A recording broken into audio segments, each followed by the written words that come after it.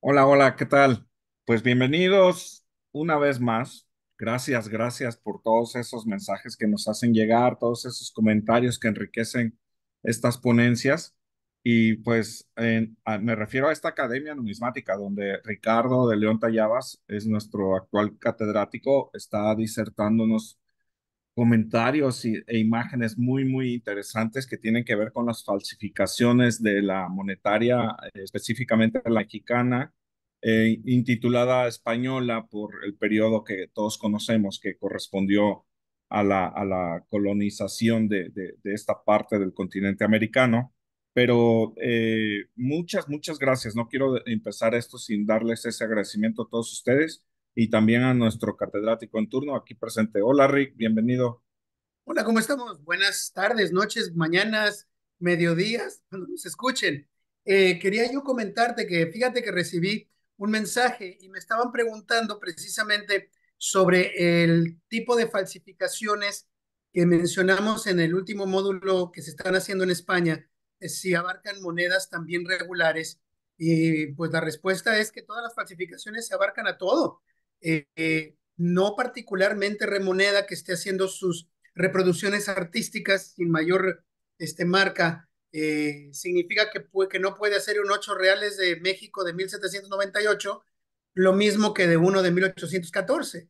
Entonces, cuando tengas tú una corazonada de que a lo mejor no te sea buena la pieza o que alguien te diga que esta pieza puede ser de alguna forma falsa, pues yo te sugiero que tomes una fotografía y se la mandes a todo el mundo a ver qué puede suceder.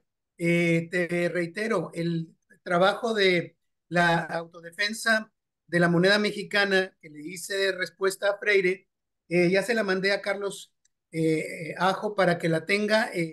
Si por alguna razón no la puedes localizar o no me puedes localizar a mí, pues el caballero va a ser nuestro punto de contacto para que pueda darte ese escrito.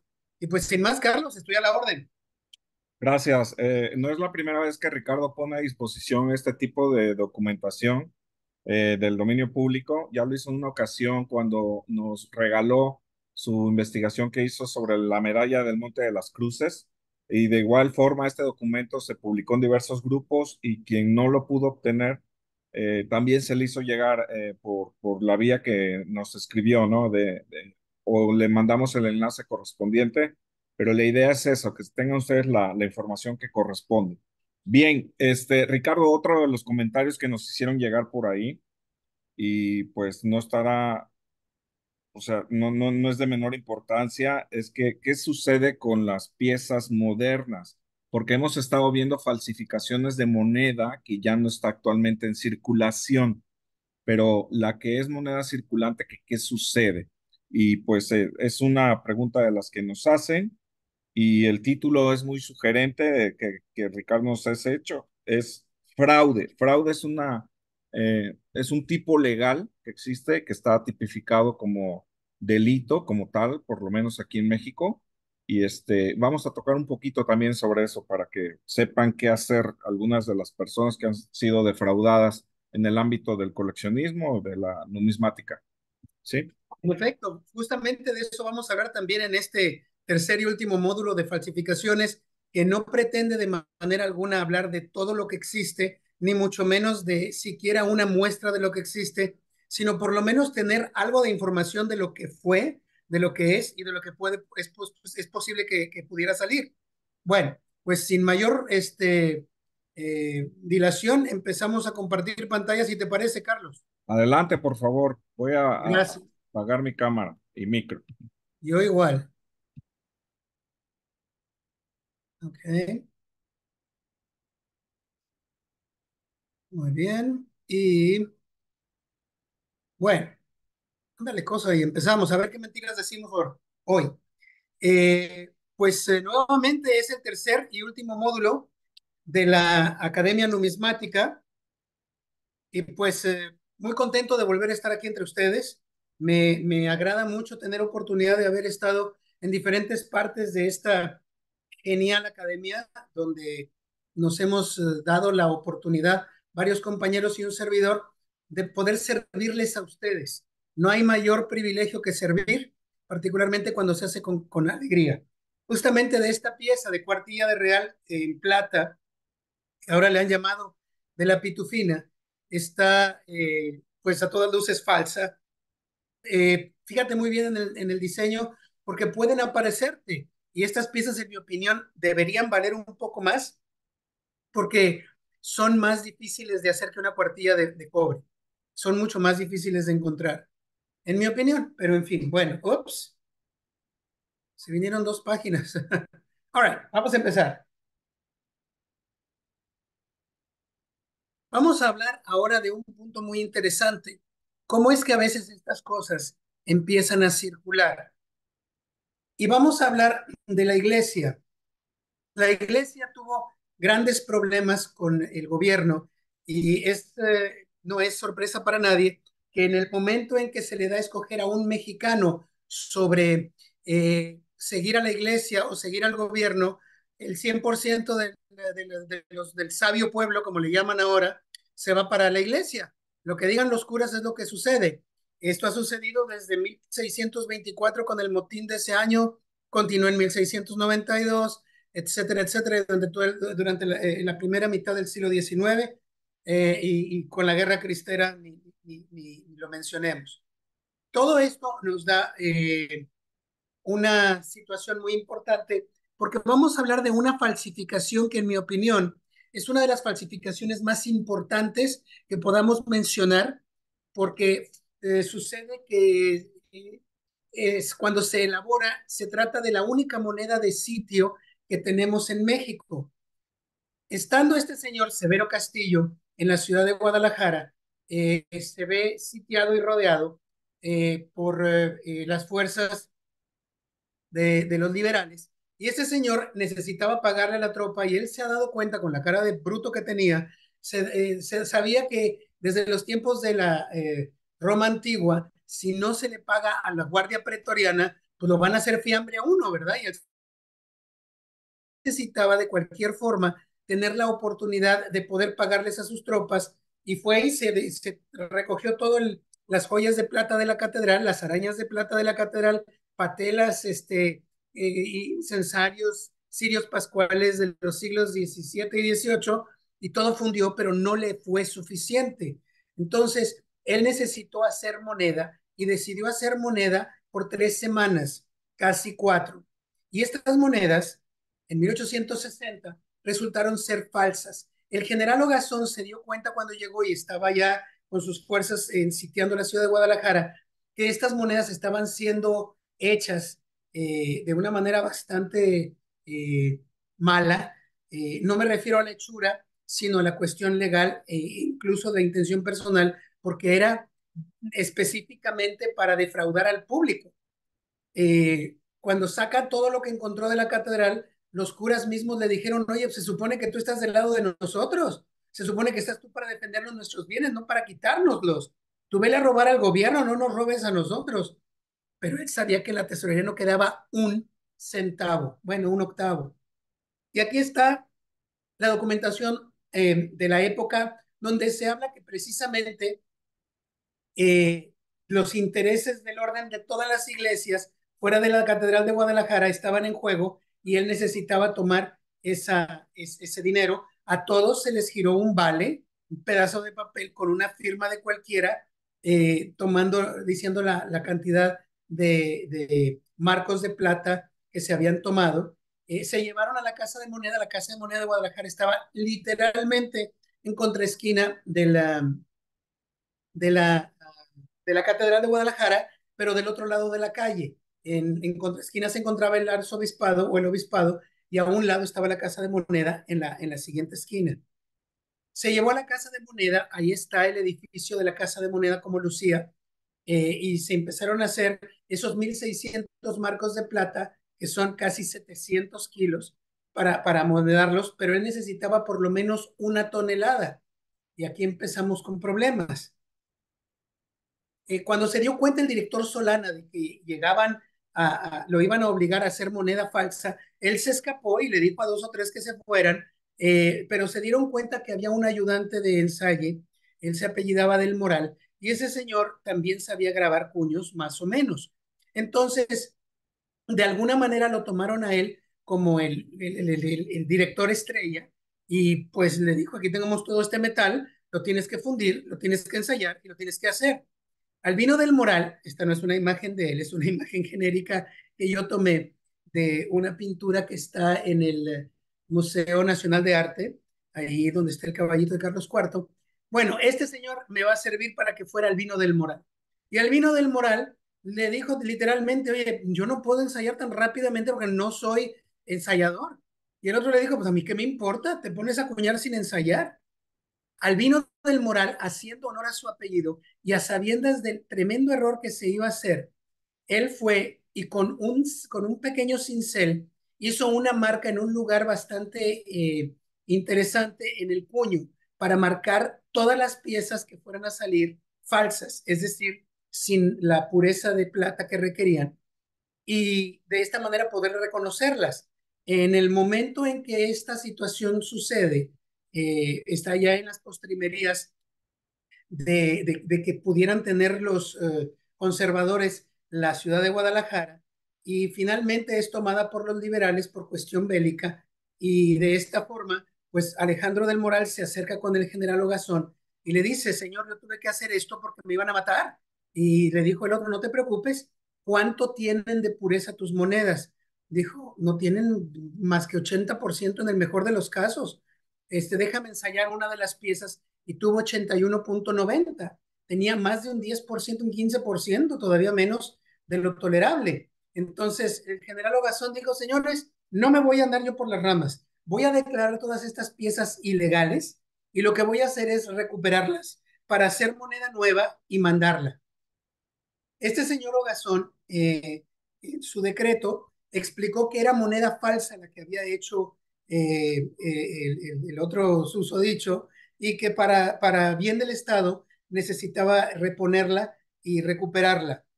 Eh, Estas piezas son rarísimas el día de hoy.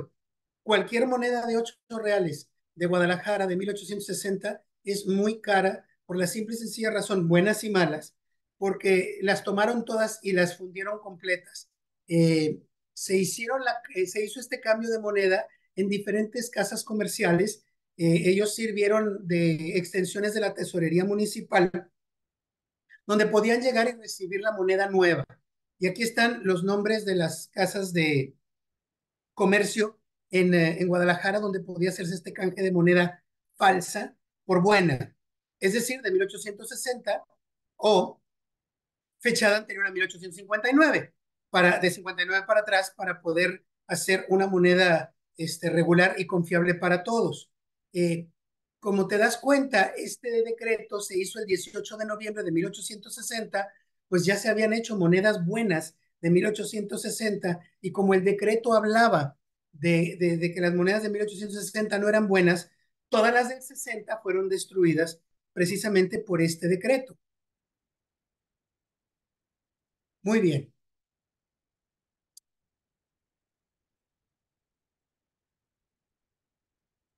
Y aquí empezamos a hablar de algo interesante. Carlos, andas por ahí. ¿Te acuerdas Sí, aquí ando.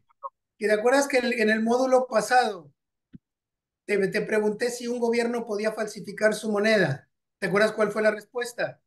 Que no. No, no, la respuesta que era correcta. Ah, bueno, yo decía que no y tú demostraste que sí. Muy bien, ahora te vuelvo a hacer una pregunta. ¿Tú crees que el gobierno de Maximiliano puede falsificar moneda? Su propia moneda. Pues de que puede, puede, pero de que Ah, debe, no debe. caballero, hemos aprendido. Felicidades. Pues vamos a ver cómo es que falsificó la moneda que él mismo emitió. Aquí estamos hablando, estamos viendo el diario del Imperio y en una de las notas importantes pues se habla de la fuga de Juárez y que anda corriendo a salto de mata por todos lados para beneplácito de los neoimperialistas que hablan de que si hubiéramos sido un imperio, México hubiera sido potencia cósmica universal y todo el mundo estaría tratando de llegar a México en lugar de irse a los Estados Unidos, explicándoles yo que las superpotencias de Haití, Venezuela, Nicaragua y Cuba, pues hablan de que pues este, la, la, las colonias francesas no llegan a mucho Todos conocemos estas monedas que hizo Maximiliano a nombre suyo, e incluso esta de 1864 apareció desde antes de que llegara el emperador a la capital. Las monedas de 5 centavos y de 10 centavos fueron las que salieron a circular a su nombre antes de que llegara este señor. Pero si tú te fijas, en todos los catálogos te dicen, en 1864 se hizo moneda, en 1865 no se hizo nada de moneda, en 1866 se hizo moneda y en 1867 se hizo moneda. Pero no hay nada en 1865. Esto es un absoluto error. Claro que se acuñó en 1865. Es más, lo dice el Diario del Imperio. Aquí estamos. Este nada más es en septiembre de 1865. Se está hablando justamente de que se acuñaron monedas en plata, pero las acuñó de 8,2, 1,5 real. Se acuñaron en oro de 8,4, 2 escudos y medio. Entonces, esto te dice que Maximiliano, teniendo los cuños de las monedas republicanas y a falta de tener un cuño propio, decidió seguir utilizando los cuños republicanos y él falsificó eh, moneda republicana en su imperio de Maximiliano, porque pues era eso o no hacer nada. No había otra manera. Y es aquí donde cobran un cariz distinto estas piezas de 1863, porque las monedas de 1863 son las únicas que tienen dos series distintas de ensayadores. Aquí vemos una C y una H, y aquí vemos en 1866, cuando fue Maximiliano a ver sus monedas siendo acuñadas, se habló de que el ensayador mayor se apellidaba Camacho, Sebastián Camacho. Ya apareció la primera C de los dos ensayadores de 1863, que ha sido olvidada y pasada por alto en los catálogos. Esto te dice que en 1866 este señor Camacho era ensayador y estaban haciendo monedas con el año de 1863. Entonces, todas las monedas del 63 que tú veas, en su mayoría, deben ser republicanas hechas bajo el imperio. Estas son las casas de moneda donde se hicieron las monedas con la efigie de Maximiliano o a nombre de Maximiliano, pero no significa que fueran todas. Aquí vemos que se hicieron en Guanajuato, que se hicieron en San Luis Potosí, etcétera. Ups, perdón, gracias no va a ir. Se me fue colado tremendo. Muy bien. Pero entre 1863 y 1867, las casas de moneda que tenía Juárez fueron 12, pero poco a poco estas pasaron a ser del dominio del imperio. Entonces, 12 casas de moneda estaban funcionando. Esas son las cuatro que hemos mencionado que tuvieron moneda imperial de Maximiliano. Sin embargo, estuvieron 12 secas más. ¿Dónde está esa monedación? La monedación es republicana, pues no nos quedaba de otra. Desafortunadamente, la Casa de Moneda de Chihuahua acuñó piezas de 8 reales a nombre de Juárez y su República Durango, por lo consiguiente, Hermosillo por igual. Álamos se agrega a la lista, Guadalajara, como vimos que cayó después, Oaxaca y Real de 14. Mucha de la monedación de Real de 14 fue justamente hecha bajo el imperio. La única casa de moneda que nunca cayó bajo la bota invasora fue la de Culiacán. Todas las monedas de Culiacán fueron republicanas y republicanas exclusivamente. Entonces, aquí vemos por qué algunas de 1866 son muy raras. Otras, como esta de Guadalajara, es de 64, la habían hecho en 64, pero la borraron para ponerla en 63, justamente por la cuestión de propaganda política, no tanto por cuestión administrativa o de contabilidad. Entonces, todas estas piezas que tú ves aquí, todas fueron hechas bajo el imperio de Maximiliano, a excepción de las de Chihuahua. No, la de Chihuahua también cayó. Las que no cayó, la única que no cayó fue la de Culiacán. Estas piezas bien pudieron haber sido hechas a nombre de Maximiliano. Muy bien. Y nos llegamos a la revolución, porque si no nos llegamos a la revolución, se nos duerme el gallo y se nos dan las 2 y nada más es un módulo más que es este y se acabó. Ya no voy a hacer otro más porque si no es muy largo, he cansado el tema. En la revolución, que en realidad fueron tres, suceden muchas falsificaciones. Y aquí es un punto muy interesante porque las falsificaciones que en mayor tipo se dieron, sucedió en papel moneda más que en moneda misma. Durante el pacto de la embajada se había estipulado que no iba a haber elecciones hasta que no estuviera en paz el país. Félix Díaz quería la presidencia desesperadamente, lo mismo que Victoriano Huerta. Entonces, Henry Lane Wilson, que era el embajador norteamericano entonces, contraviniendo todo principio diplomático, le dijo a Huerta, yo te hago presidente y tú serás presidente provisional, vas a hacer elecciones, te quedas unos 4 o 5 mesecitos ahí para que no te aburras y luego haces elecciones y va a salir Félix Díaz de presidente.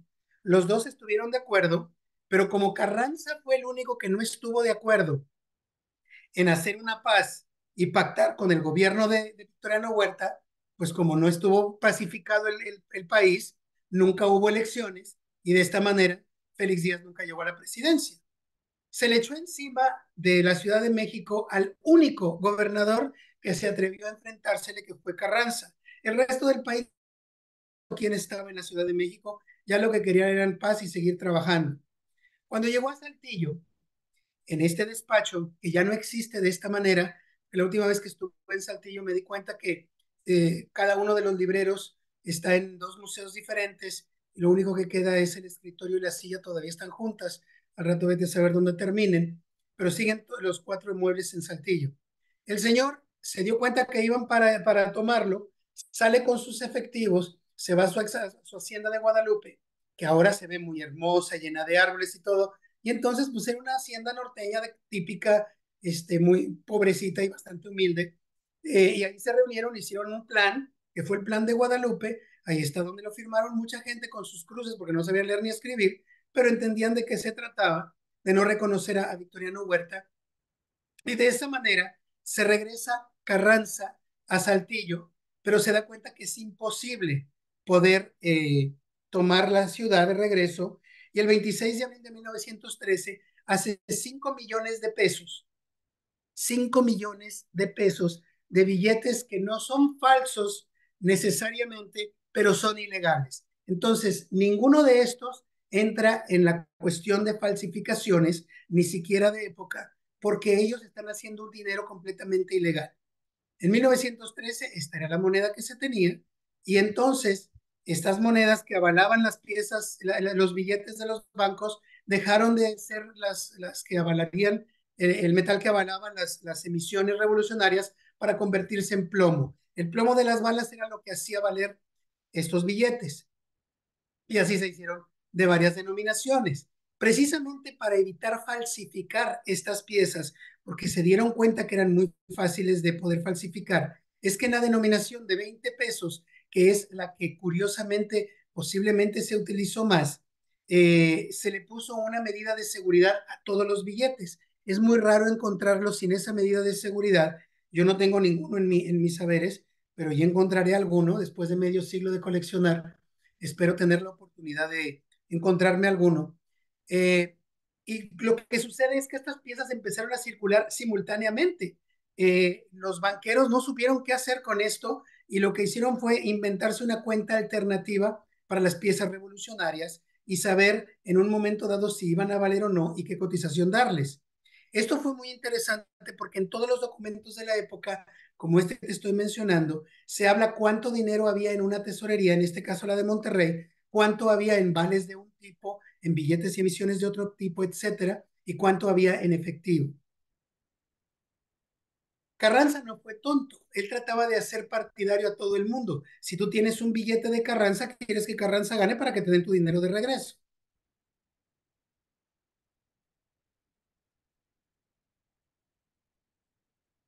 En el momento en que Carranza hace estos bilimbiques, abre la puerta para que todo el mundo haga sus propias emisiones, y esto se hizo un verdadero caos. En Torreón, Francisco Villa había llegado a Parral, hizo monedas, hizo el famoso peso de la bolita, los pesos, el peso de algo del Parral, las monedas de 2 centavos, de 50 centavos, etcétera. Y de ahí se fue a Torreón a tomar la ciudad. En Torreón, increíblemente el día de hoy, este, alguien puede pensarlo como un lugar muy importante fuera de Peñoles, que es una empresa industrial platera de plata, etcétera. Pero en su época fue el punto más importante de desarrollo. Monterrey, nosotros no hubiéramos ido mucho si Monclova, perdóname, si Torreón hubiera crecido como estaba creciendo y Chihuahua se hubiera llevado de calle a Monterrey también, como Dios manda. El problema es que a los dos les cayó la revolución y ahí se quedó cortándoles la posibilidad de cualquier inversión extranjera. En Torreón habían varios bancos, como este que era el Banco de Coahuila, estaba el Deutsche Sudamerikanische Bank, Berlín, o el Banco Germánico, como le llamaron en su época. Estaba el Banco de la Laguna, un edificio hermosísimo que todavía existe. Y cuando llegó, Villa trata de conseguirse 1 millón de pesos. Desafortunadamente no había 1 millón de pesos en toda la ciudad. Entonces lo que dijo fue, señores, péscame a los banqueros, me los pones en el casino y ahí vamos a arreglarnos. Cuando llegaron al casino, estaban los gerentes de todos los bancos que estaban apostados en ese lugar y les dijo literalmente, señores, si ustedes no me dan el dinero, voy a la cárcel. Ahí se olvidan de que les lleven de comer y todo eso, van a comer lo que hay, van a estar incomunicados, bueno, los acusó hasta con el fuego eterno. Entonces, al director del Banco de México, al gerente del Banco de México, se le ocurre una idea, hacer un fraude tremendo. Y ese fraude iba a hacer que el Banco de Coahuila le prestara una cantidad al Banco Nacional y así sucesivamente entre ellos e hicieran una deuda flotante. Entonces, esta deuda flotante iba a ser muy sencilla.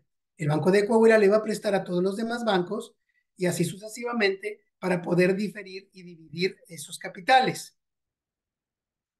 A regañadientas lo tuvieron que hacer y de esa manera aparecen los famosos cheques de banco a banco, como este de aquí, que quien gira el cheque en realidad es el Banco de Londres y México y lo hace en favor del Deutsche Sudamerikanische Bank en Berlín.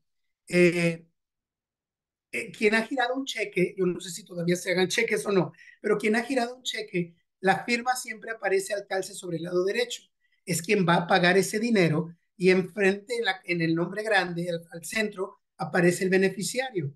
Estos cheques no son distintos. En este caso, el Banco de Londres y México promete pagarle al Banco Germánico 20 pesos.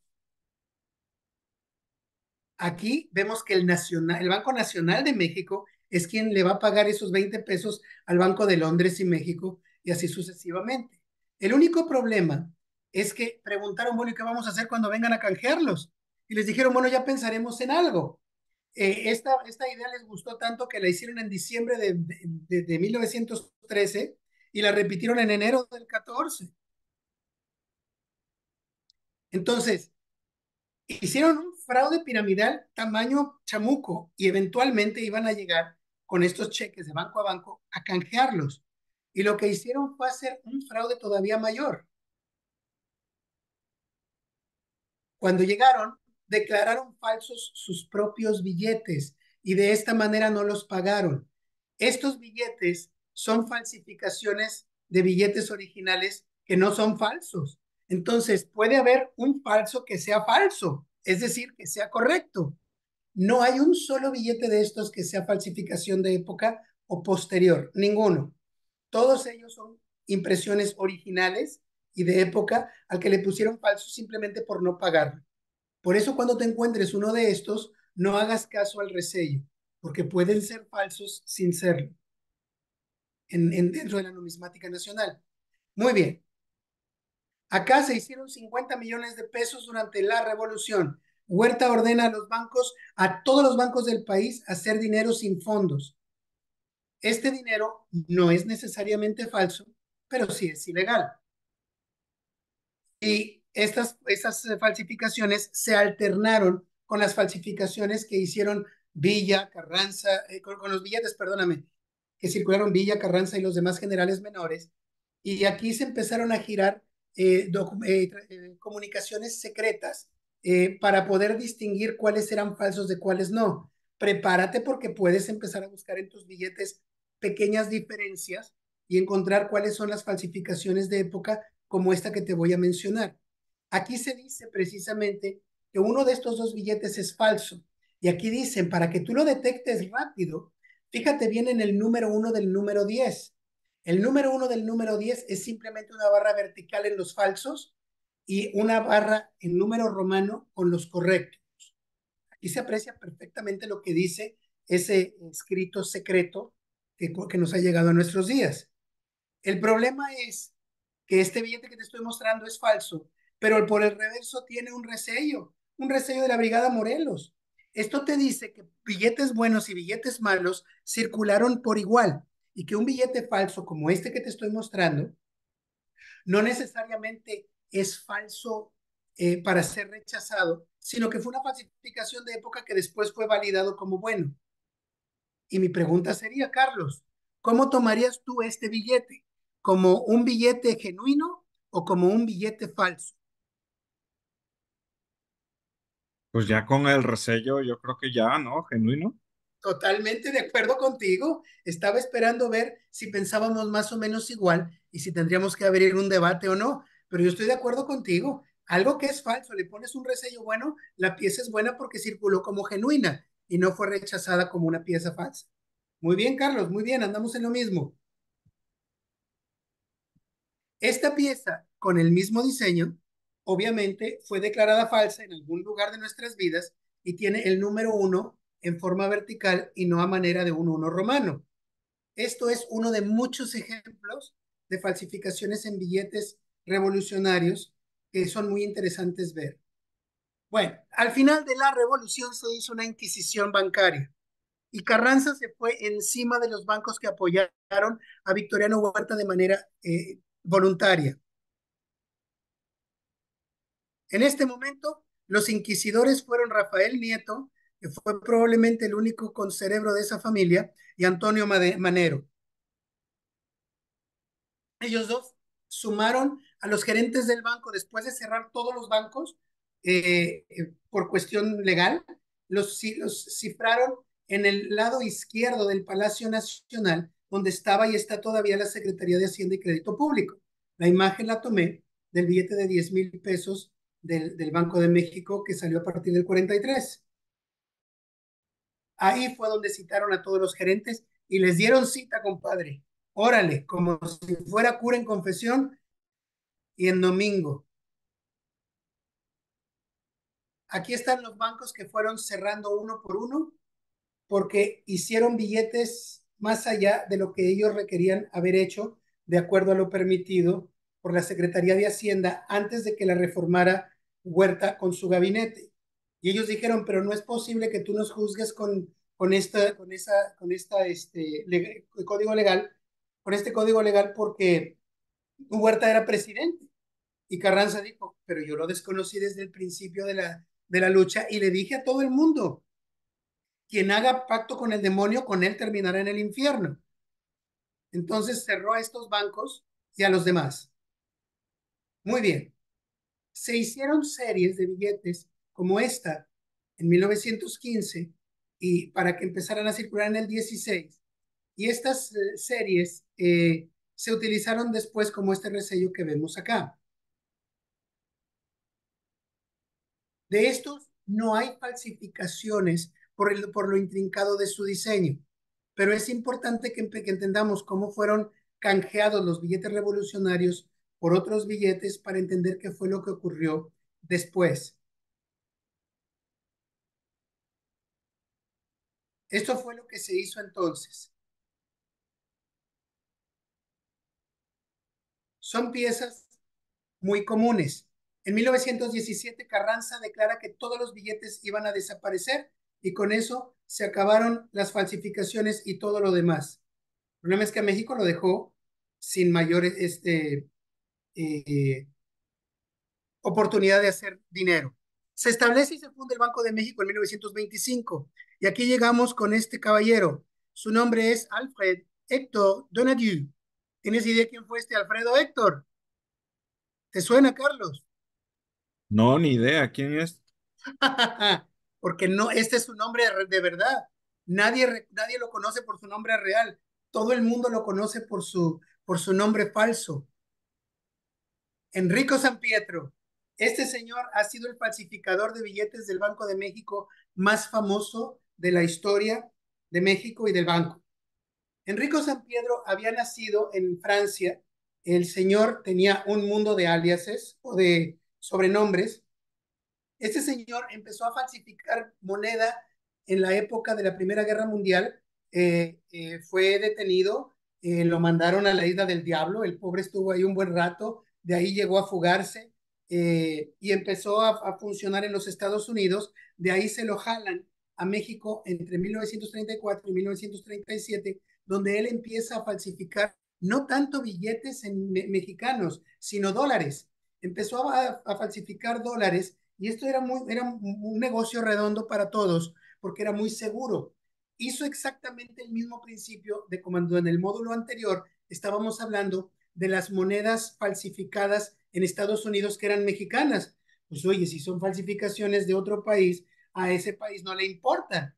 Entonces, a México no le importaba mucho dar con San Pietro porque pues estaba falsificando dólares y los dólares los estaba falsificando en Yucatán y de Yucatán se los estaba llevando a Cuba y a Miami y allá los estaban distribuyendo. Pues oye, mientras a mí no me hagan daño, que hagan lo que les dé la gana.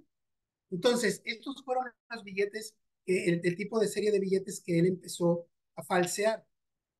Con el tiempo, empezó a tratar de falsificar los billetes mexicanos y empezó a tratar de hacer más en forma.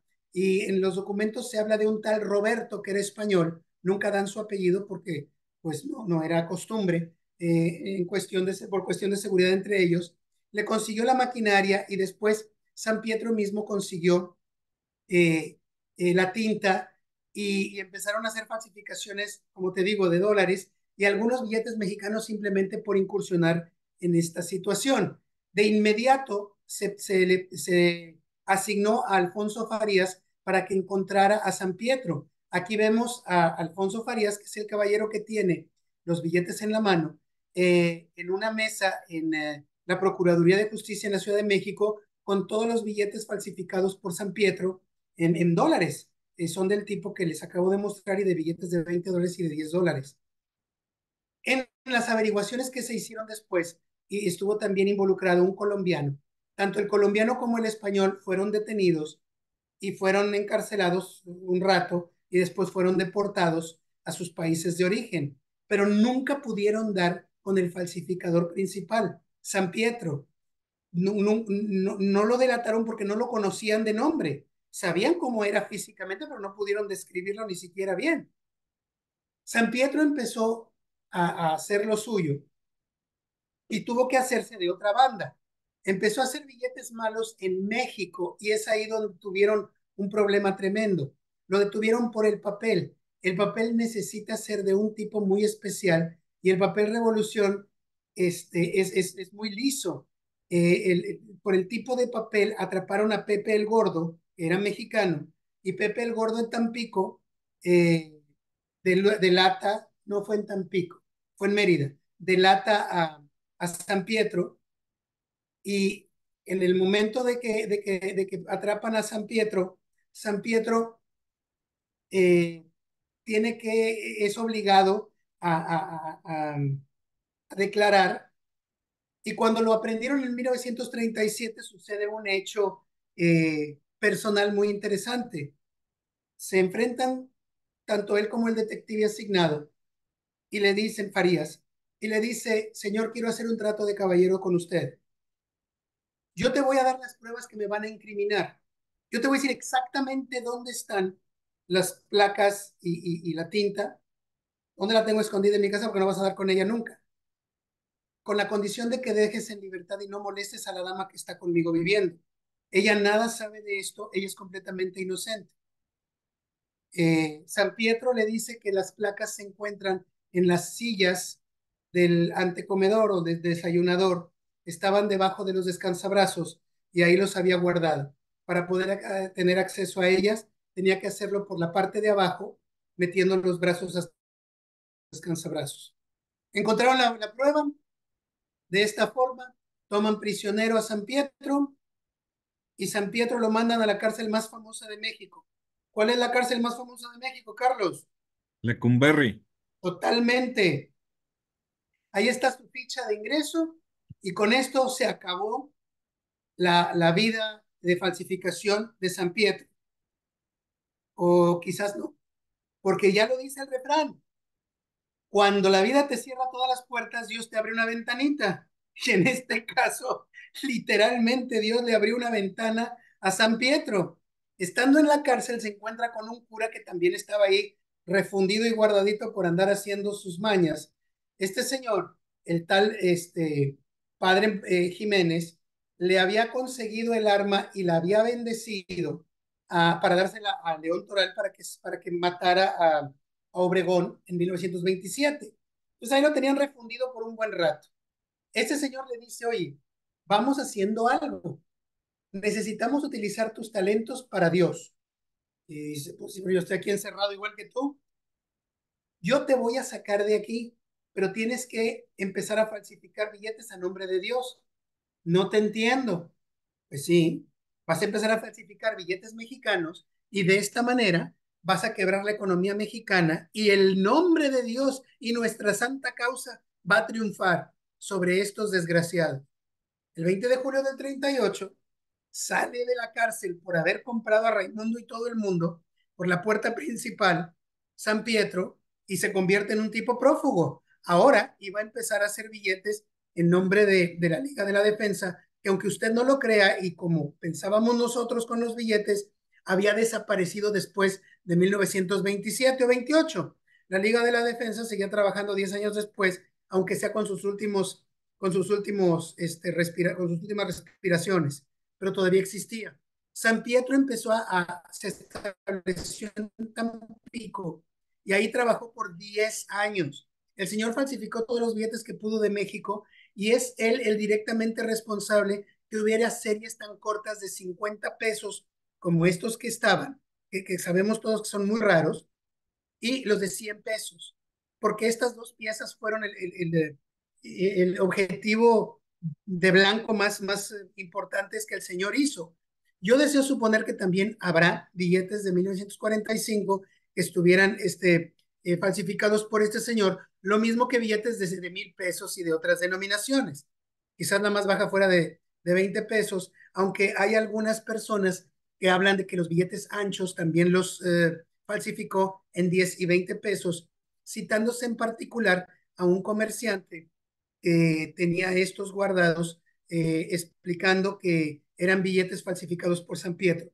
La verdad, no he visto los billetes y tampoco he sabido de esto, pero lo que sí es cierto es que este señor estuvo haciendo billetes a diestra y a siniestra y lo volvieron a capturar 10 años después en el 48, pero ahora sí fue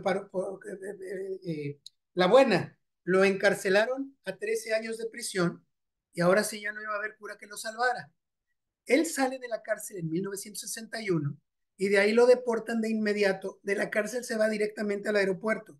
No quieren lidiar con él y su obra es posible ser admirada en el Centro Cultural Isidro Fabel en la Ciudad de México. Es uno de los pocos sitios donde yo sé que tienen exhibida su obra. Aquí están uno de $1, uno de 50 pesos y uno de 100 pesos falsificados por San Pietro.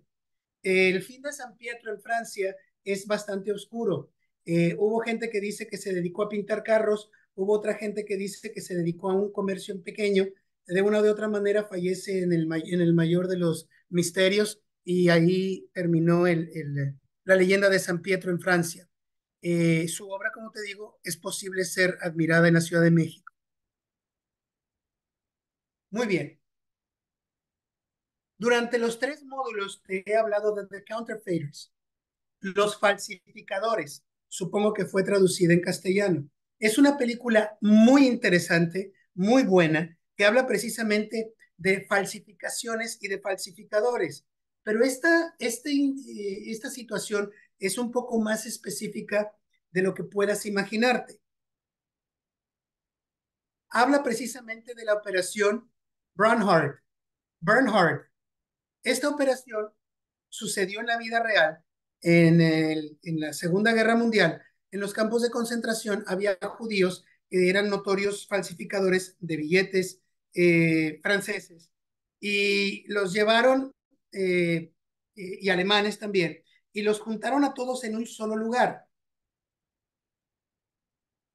En ese lugar empezaron a buscar eh, los diferentes dispositivos de seguridad de los billetes británicos. Esta película está basada en la autobiografía que escribió este caballero, Adolf Berger, y este señor escribió un libro que es muy interesante, se llama The Devil's Workshop, A Memoir of the Nazi Counterfeiting Operation, que en castellano sería El taller del diablo, un recuento de la operación de falsificación nazi. Y esas eran las metas específicas y la cantidad de gente involucrada. Se los llevaron a todos a Berlín, ahí los tenían bien detenidos y observados. Tuvieron algunas indulgencias con ellos, una labor muy impresionante en favor de la Alemania nazi. Eh, Sin embargo, esto no fue tan fácil como se suponía. El problema más difícil que ellos encontraron fue entender cómo se numeraban estos billetes. Y lo que hicieron fue simplemente duplicar los que ellos les habían dado como muestra. Ellos para circular los billetes se reunían durante la cena en un círculo, en una mesa, y estaban cenando, pasándose billetes entre ellos en las manos llenas de manteca o de migas o de lo que fuera. Algunos los ponían en el suelo y se subían a ellos para mostrarlos de manera circulada. Sin embargo, no hay un plan perfecto. Y en 1943 se percataron de esta situación y empezó el San Quintín. La alarma fue sonada en Inglaterra y se empezó a creer que la mayor parte de los billetes en circulación eran falsificados y que de alguna forma pues habían triunfado y estarían por quebrar el sistema económico británico. Sin embargo, los eventos militares hicieron quebrar a la Segunda Guerra Mundial a los países del eje y de esta manera se pudo contener esta situación y después de niño ahogado se tapa el pozo y se dieron cuenta de que no eran 700 millones, sino apenas 9, más o menos, lo que se había falsificado. Aquí vemos al autor Adolf Berger con uno de los billetes falsificados. Los más comunes son los de 5 libras. Estos billetes son muy comunes. Es muy difícil y muy raro encontrar uno original y se van por precios muy, muy altos.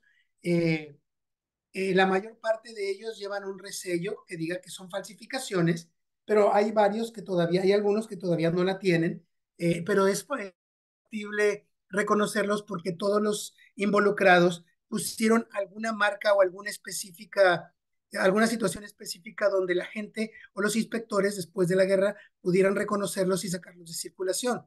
Lo que hizo Inglaterra fue descontinuar estas series todas por completas y sacar una serie nueva hasta 1950.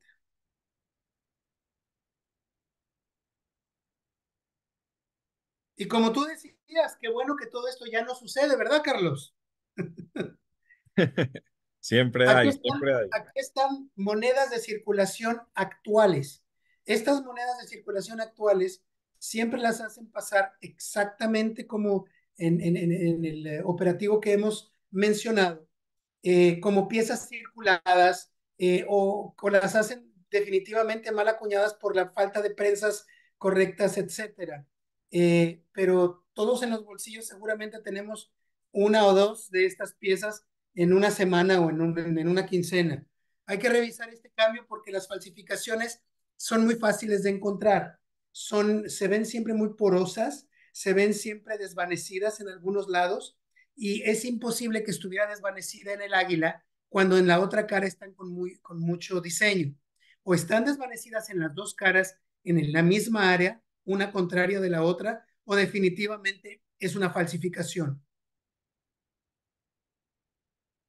Pues espero que con estos 3 módulos hayas tenido la oportunidad de que las falsificaciones y del mundo de las falsificaciones sean un poco menos amorfas que la fotografía de la pintura de Picasso que te mostré en un principio y que tengas la oportunidad de utilizar estos tres módulos como el pretexto de hacer tu propia investigación y de tratar de detectar piezas falsas de época o modernas, ya sea en tu bolsillo o en alguna convención, y tratar de decirle con todo el respeto a alguno de los comerciantes que la pieza que están vendiendo es una pieza de falsificación contemporánea y que no tiene por qué marcarla como falsificación, porque nosotros las tomamos iguales unas y las otras, lo mismo que hizo el Banco de Amortización del Cobre, que las pagó las buenas y las malas para poder deshacerse de ese problema. Carlos, quedó a la orden. Muchas gracias, Rick. De nueva cuenta, muy, muy agradecidos todos, me incluyo yo dentro de este foro, que constantemente estamos atentos a que todo el cúmulo de conocimientos que nos son transmitidos eh, de tu parte y de cada uno de los que han estado participando en esta academia numismática como catedráticos, reiteramos enormemente nuestro agradecimiento y el esfuerzo también que hacen, ¿no? En preparar el material correspondiente con la bibliografía que corresponde y todo lo que conlleva, el mismo tiempo que se le invierte de calidad, una presentación no para salir del paso, sino al contrario, para que quede perenne en todo el tiempo que van a estar estos videos a disposición del público en general. Entonces, gracias Rick por todo esto. Al contrario, muchísimas gracias por esta oportunidad y por darme el tiempo de hablar de un tema del que poco se habla y del que todos hemos sido víctimas de una o de otra manera. Te mando un abrazo y les mando un abrazo a ustedes. Muchísimas gracias. Gracias de nueva cuenta a todos ustedes también como audiencia que están aquí escribiéndonos de manera constante. Ricardo dejó abierta la posibilidad de contactarlo para llegarse ustedes del material que nos ha mostrado, los artículos que ha escrito, todo eso. Y cualquier duda que se pueda solventar, le pedimos un poquito de paciencia porque son muchos los recados que luego nos hacen llegar o también lo que les escriben directamente a los catedráticos. Entonces, un poquito de paciencia en ello. Su servidor está también a la orden, entonces nos comprometemos a responder siempre. Gracias y hasta aquí queda este módulo 3 de los que nos acaba de impartir Ricardo de León Tallabas, que corresponden a las falsificaciones y a los fraudes en materia monetaria, tanto en metal como en papel, ya lo vimos. Entonces, hasta pronto. Gracias, Rick. De nueva cuenta. Bye. Hasta luego. Chao, chao. Chao.